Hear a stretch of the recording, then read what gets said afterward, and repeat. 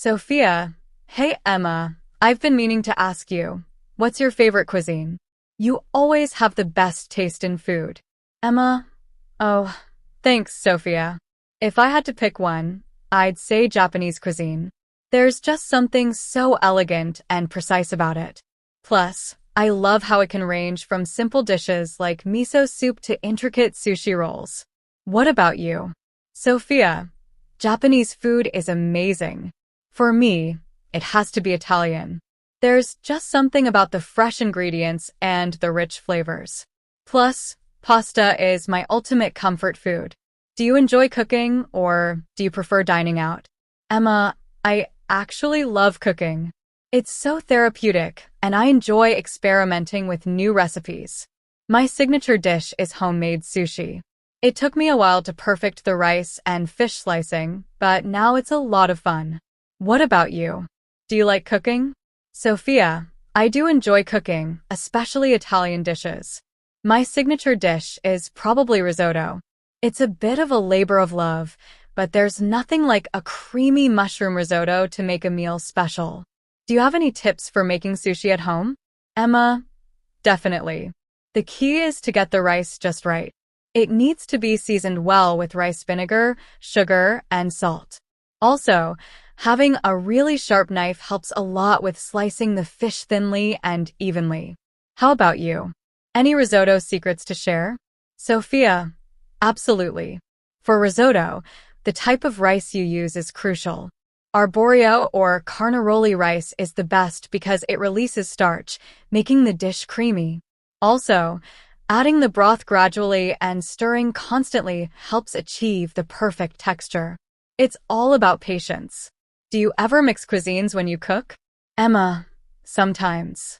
I like to experiment with fusion dishes. One of my favorites is a sushi roll with a bit of Italian flair, like adding a touch of truffle oil or using prosciutto instead of traditional fish. It's fun to mix things up. Have you tried any fusion recipes? Sophia, that sounds delicious. I've played around with an Italian-Asian fusion pasta before, using ingredients like miso and sesame oil for the sauce. It turned out surprisingly good. Mixing cuisines can lead to some really interesting and tasty results. Do you follow recipes strictly, or do you improvise?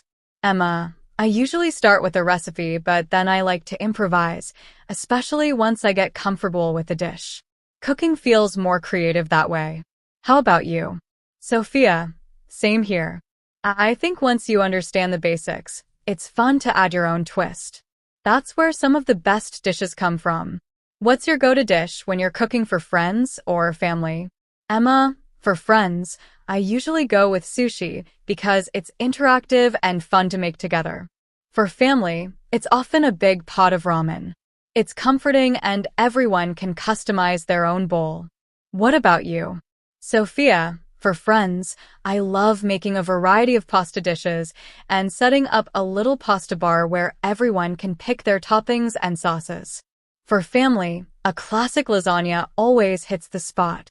It's a crowd pleaser and perfect for sharing. Do you have a favorite food memory?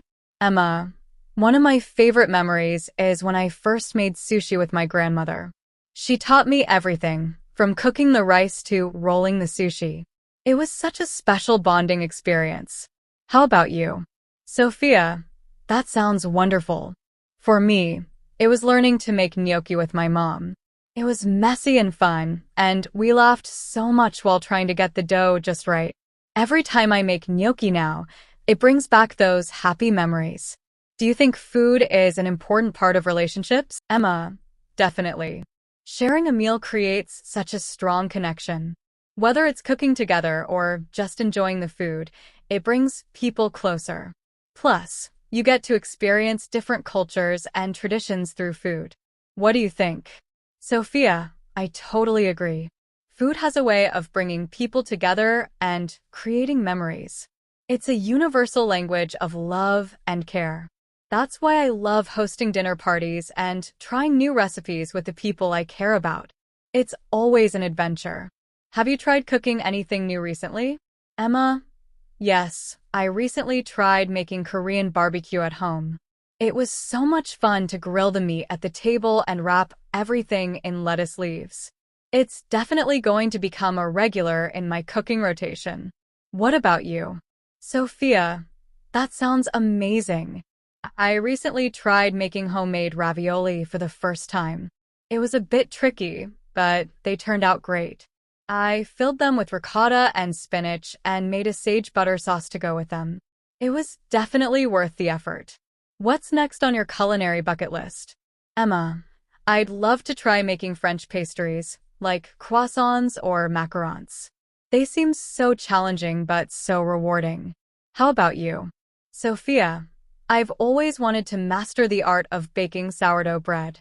It seems like such a satisfying process, and I love the idea of making my own bread from scratch. Plus, the smell of freshly baked bread is unbeatable. Maybe we can try these new dishes together sometime. Emma, that sounds like a plan. I'd love to tackle some new culinary challenges together. Cooking with a friend makes it even more enjoyable. Here's to many delicious adventures ahead. Sophia, cheers to that. I can't wait to see what we create together.